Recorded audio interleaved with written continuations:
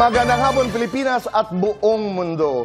Naitay Kapuso, pahiram po ng 20 minutes ng inyong hapon. Ako po si Boy, and welcome to Fast Talk with Boy Abunda.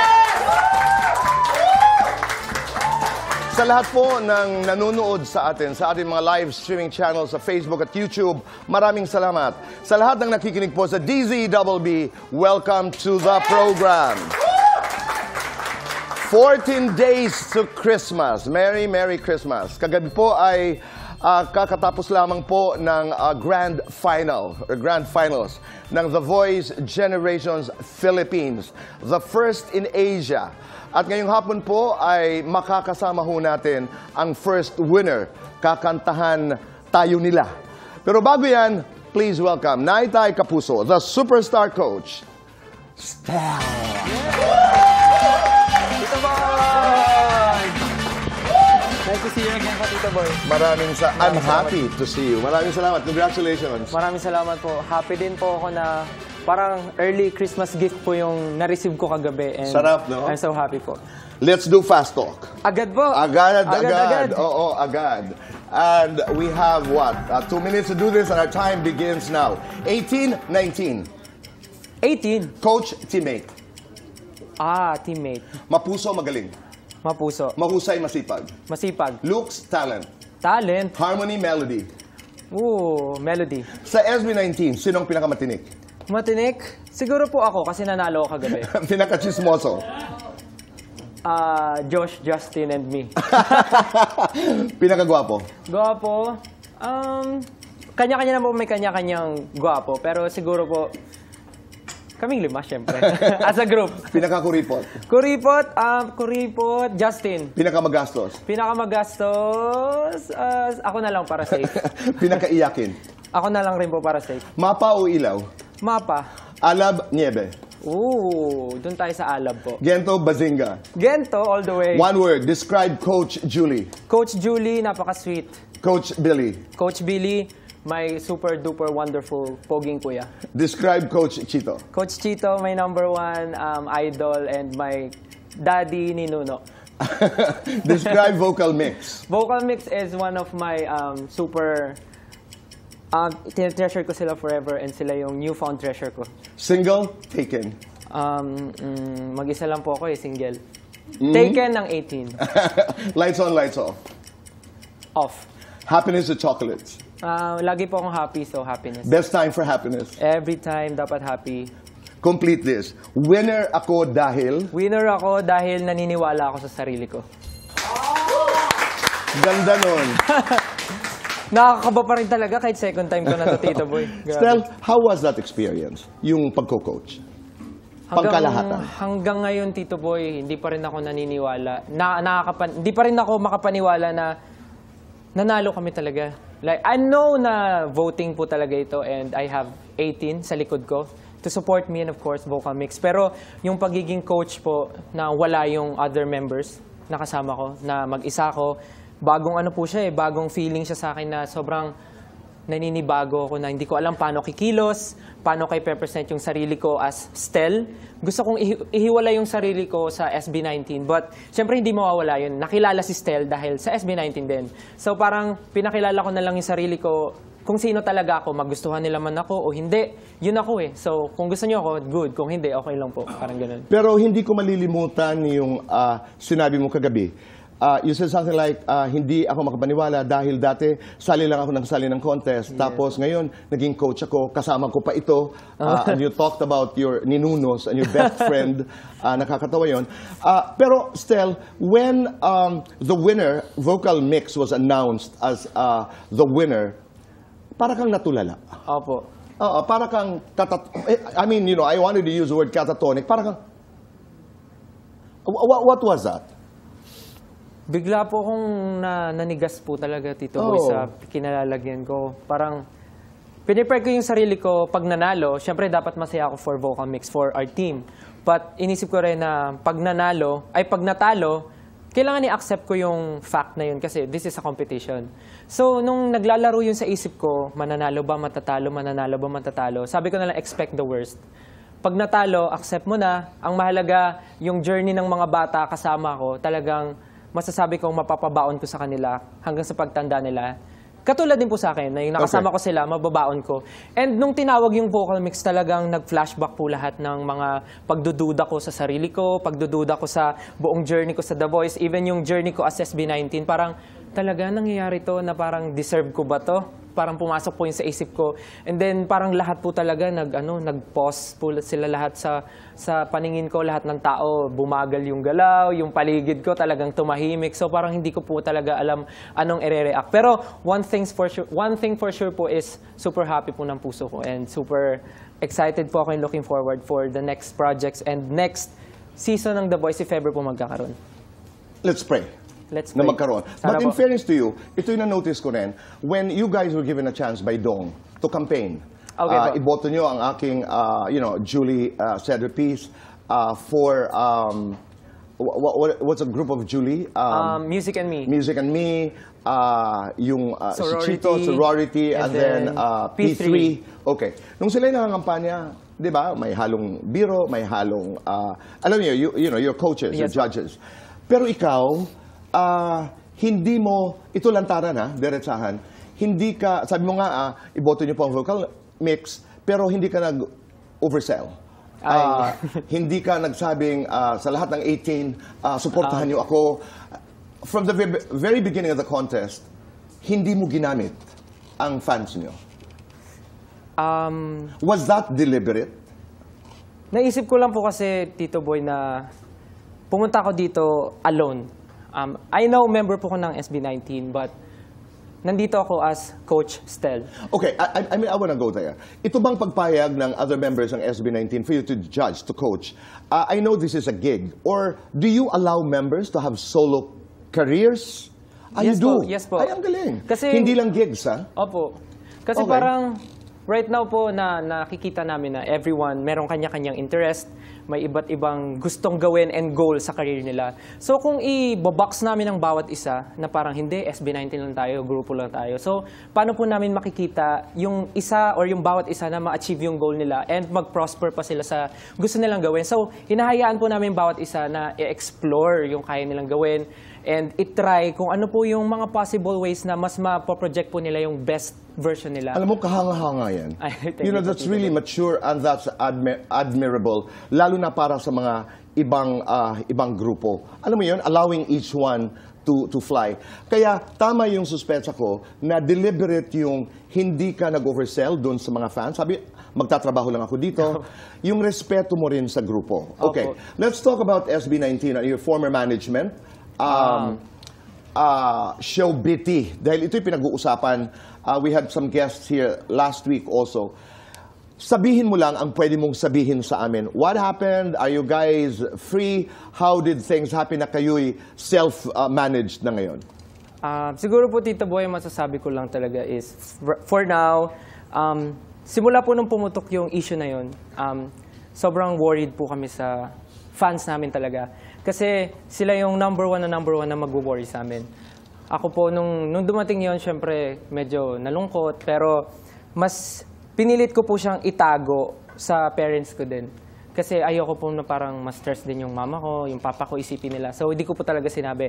And of course, yung fans namin, ayaw rin namin na Mag-alala. mag-alala sila or parang super malungkot sila. Pero, syempre, Tito Boy, ang balita, hindi talaga yan maitatago. So, parang lalabas at lalabas. So, nang lumabas siya, nangyari na po ang lahat.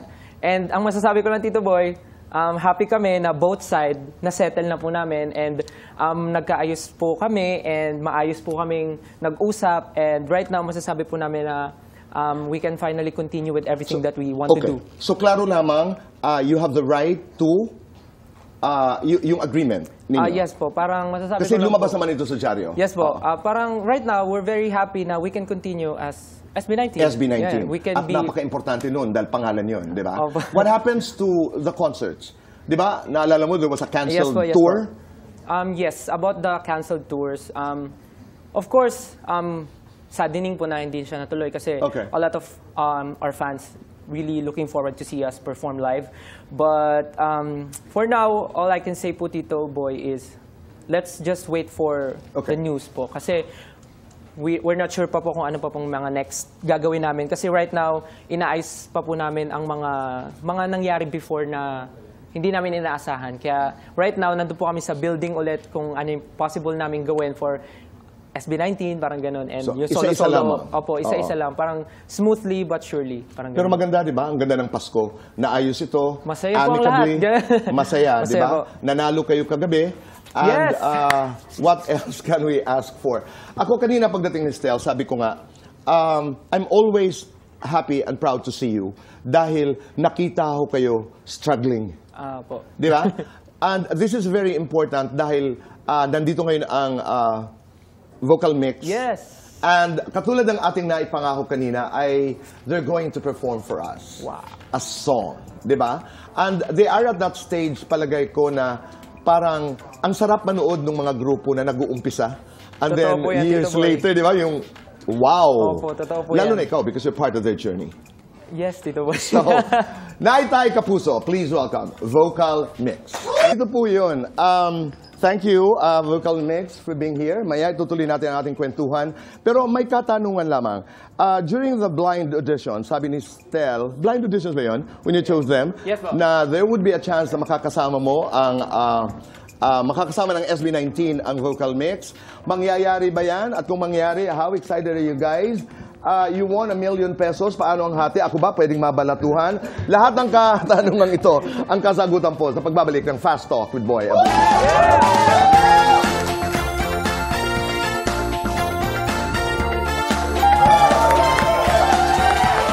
Back here on the show, Renz, pakilala mo lahat ang members. So, I am... Your mic. Okay. Okay. Hi guys, we are Vocal Mix and I am Renzi. And Renzi. I am Cha. I'm Rainier. I'm Raynan. I'm Shani. I am Claire. I am Rob. And I'm Raven. And I'm Tito Boy. Okay. Stel, sa umpisa ba, meron talagang estratehiya kang sinunod? Ako po, Tito Boy, basta gusto ko lang po doon sa 5 team na yon, gusto ko po iba-iba talaga. Like, ayoko ng puro lahat piritero, ayoko lahat puro all boys, ayoko lahat ng parang... Gusto ko po talaga very diverse po yung mapunta sa group ko. Kasi at the end of the competition, syempre, isa lang po yung matitira. And dapat meron kang parang one special selling point ng group mo. Tama. Bakit siya ang dapat iboto at manalo sa competition. Brand equity ka agad, di ba? The choice of the song, Into the Unknown, kanino yon? sa amin po lahat. And Okay. also, ano po, with the help po ni Coach Tel po. Paano yung ano? Alam niyo when you judge and then when you join a contest, alam mo to dahil ang dami niyong sinalihan, di ba? Somehow may baon kayo eh.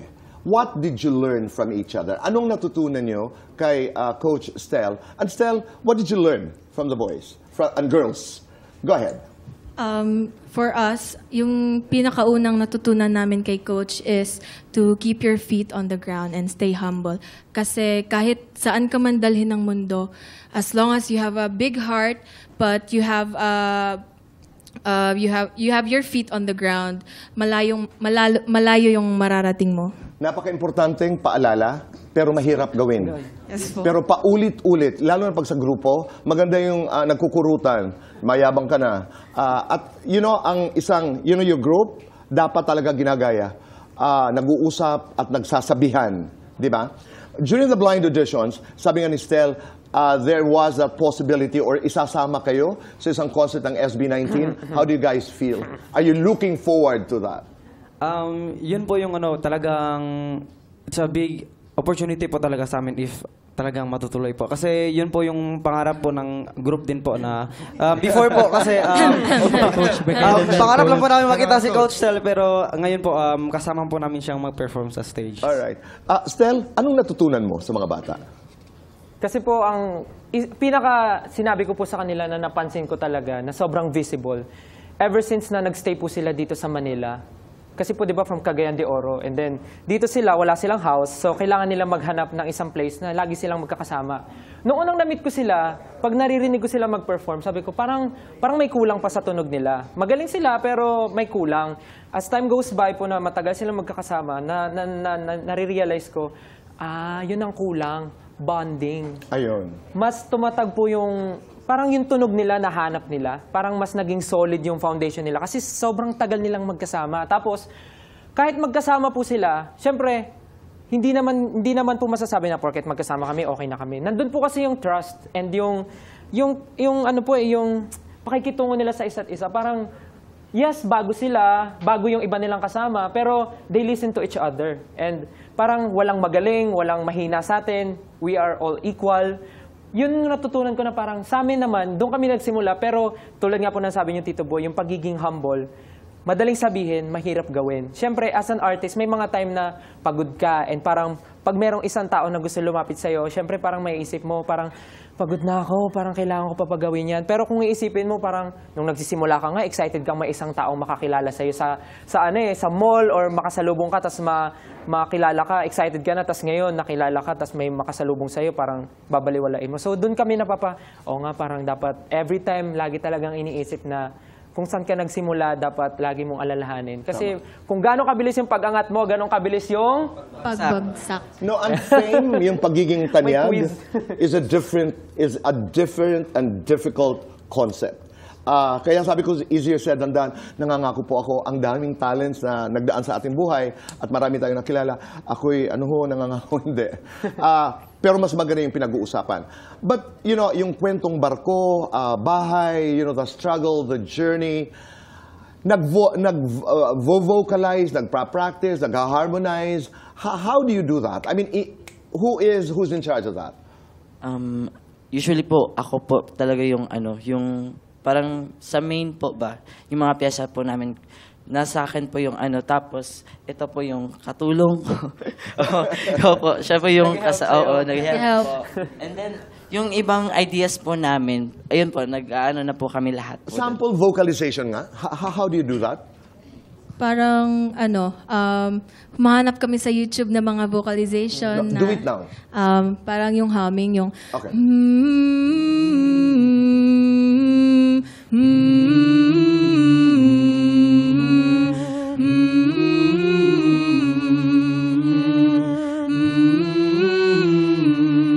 Yan po. Yung 1 million, paano paghati-hatiin? Parang, may calcu ba kayo? Kinumpit ko po, Tito Boy. Para mga sabihin ko po ba, Tito Boy? Kasi 8 po sila eh. Okay. Pero nung kinumpit ko po, ang sabi ko nga po sa kanila kagabi, parang if ever man na maisip yung paghati-hatian, okay rin naman kasi maganda na makapag-celebrate muna kayo ng Christmas, ma-enjoy nyo yung napanalo nyo. Pero sabi ko, huwag nyo ubusin. Invest nyo sa pangangailangan ng group nyo. Like, syempre, as a singer, as an artist, kailangan nyo ng parang magandang mic, or parang pang-practice nyo. Parang yung studio, syempre medyo malaki-malaki na pangangailangan. Kung ano lang kung paano kayo makapag-practice, yung mas makakatulong sa inyo to enhance more your skills. Yung butal, di ba? Common fund. Kasi 8 kayo. Sample lang naman to, suggestion. Halimbawa, tigo 100,000. Tapos yung 200, common fund. Suggestion lang. Pwede yun. Pwede yun. Okay. For example, may event kayo. Doon kayo kukuha pang costume nyo. Kailangan. Tapos costume nyo na yun for the whole year. Let's end this with, Christmas Carol. Mangaroling kayo. Kay Coach Stel at sa akin. Sige po. Okay. Sige nga. Okay. Joy to the world! Joy to the world! Oh, joy to the world! The Lord has come. Let earth receive the King. Let every heart prepare in rooms. Heaven, nature, sing. Heaven, nature, sing. Sing, and heaven and nature sing, and heaven Maraming salamat. Just saying. Maraming salamat. Thank you. Merry Christmas. Thank you. Tay, Kapuso, maraming salamat po sa inyong pagpapatuloy sa amin, sa inyong mga tahanan at puso. Suportahan po natin si Stel at ang vocal mix. Stay kind, make your nanay and tatay proud. #say thank you. Do one good thing a day and make this world a better place. Goodbye for now and God bless.